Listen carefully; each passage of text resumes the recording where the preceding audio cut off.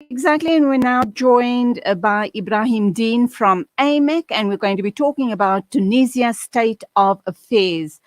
Tunisia's president has suspended parliament and has dismissed the prime minister in a move condemned as an attack on democracy by his rivals, but which others greeted with celebrations on the streets. Ibrahim Deen, Salaam alaikum, welcome to the program.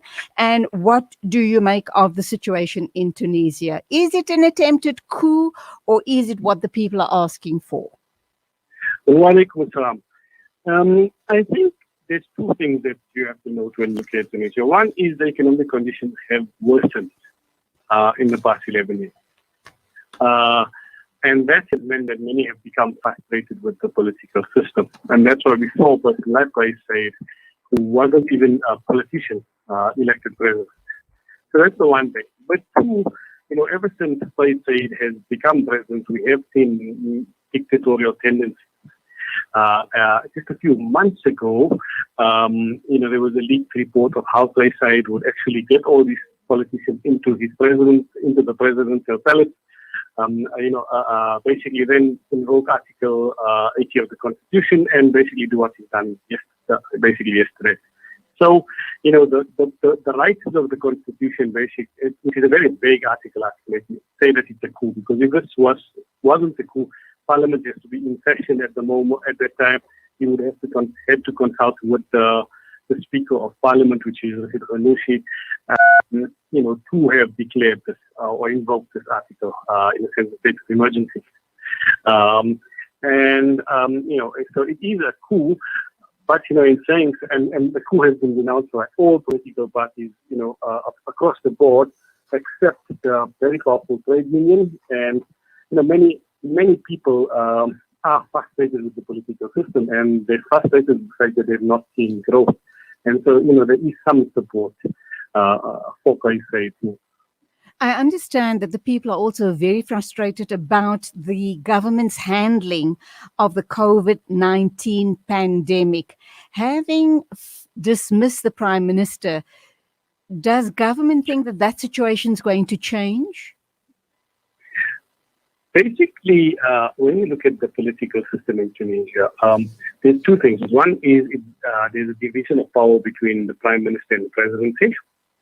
And two is, there's a very fragmented political system. So Nahda, the largest party, only got about 25% of the vote in the 2019 poll. And so there has been this, inability to actually enact policy because, one, there's been clashes between the prime minister and president, but two, there's also contestation within parliament, and no party actually can do anything by itself. So coalitions have formed and not formed and disbanded, and we've seen like 4 prime ministers in the past couple of years, and 6 months before one prime minister was appointed. So the government, or at least Qais Said, believes that by ruling by himself, he would be able to enact all these policies himself and get things done quick. But in saying so, he has actually tried to circumvent all these political institutions to do so. Okay, he has also suspended the immunity of members of parliament, insisting his actions were in line with the constitution. Do you agree with that? From what we are seeing, legal scholars say, it does seem as it's a power grab, and that what he's doing is not necessarily constitutional, at least in spirit, maybe in letter, but at least in spirit is not necessarily constitutional. And so, it does seem as if it is a power grab. It is an attempt to hold power. And what will tell you whether he has good intentions or bad intentions is what we see next, whether or not he tries to include more political parties and open up the political system, or keep the political system constrained. Mm-hmm. I know that the United States is calling on all stakeholders in Tunisia to exercise restraint, to avoid violence and resolve disputes through dialogue amid the ongoing political crisis. How do you see this playing out? What needs to happen in the coming days to avoid bloodshed and chaos in the country? The first thing is the Tunisian political system until now has been very resilient. There have been crises in the system, that has meant, that were sorted out by the political actors themselves. So, the resiliency of the political system is significant.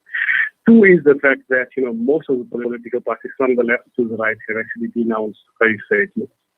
What will decide or determine what happens is, one, the response by the UGT, which seems quite supportive of Said's maneuvers, certainly just like how it was supportive of Zain al-Abidin bin Ali previously, and the response by the international community. And there was no more pressure put on Said, on Tunisia, by the French, by the US, by the Arab League.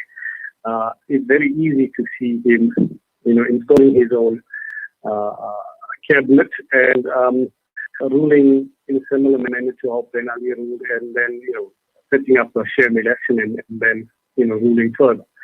So the responses now by outside actors, in a sense, and also the trade union, that will determine, whether or not this power grab is successful or stalled.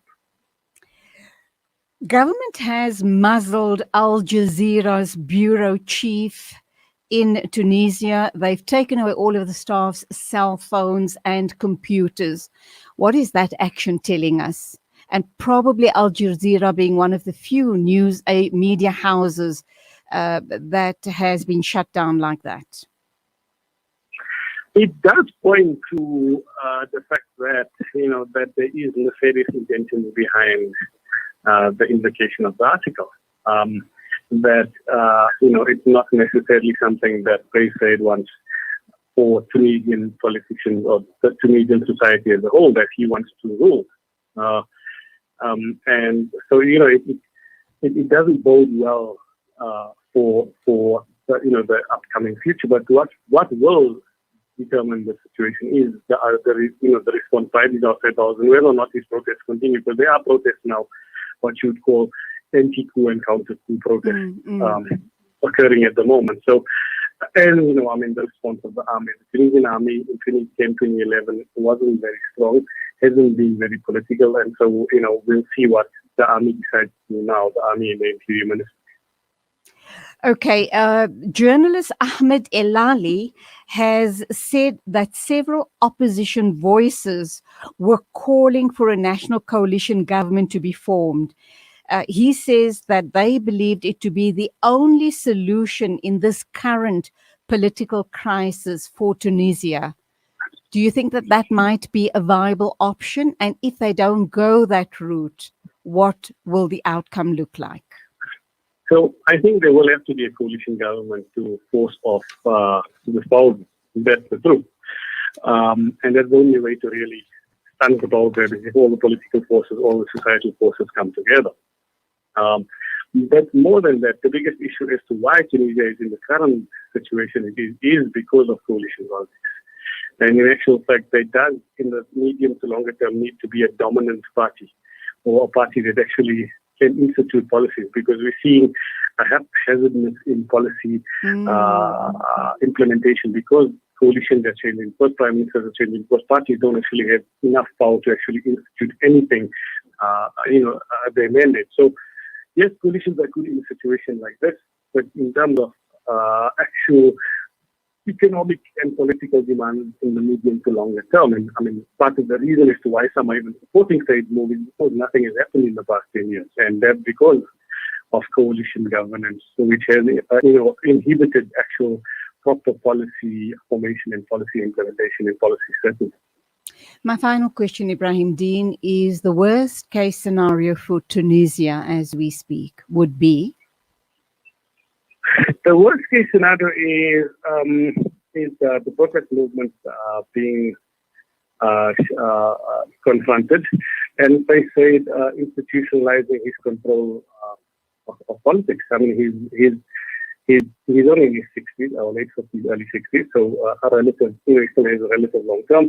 He is quite sophisticated. He's a constitutional law professor, and he has the army and the Emiratis seem to be backing him.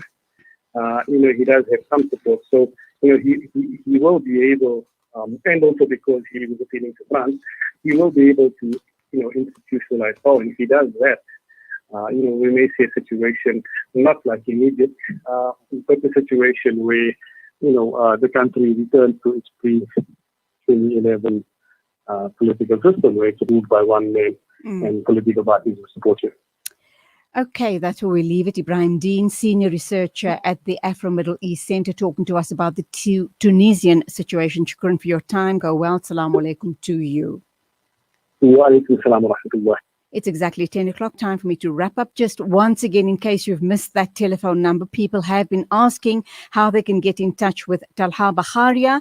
His number is 067-192-4244. His website is momentumis.com.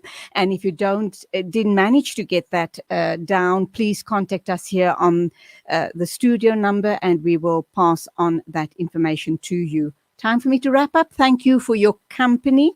Till tomorrow morning at the same time. Please, please, please follow the COVID protocols, social distancing, sanitizing and masking up, but also take care on the roads. Till then, as always, Assalamu alaikum and Khudafiz from me, Julie Ali. And a big thank you to the production team. And that's you, Nasreen Naidu and Milazi Boy, Ziyad Milazi Boy. Thank you indeed. Stereotypes, moving boundaries, joining hands.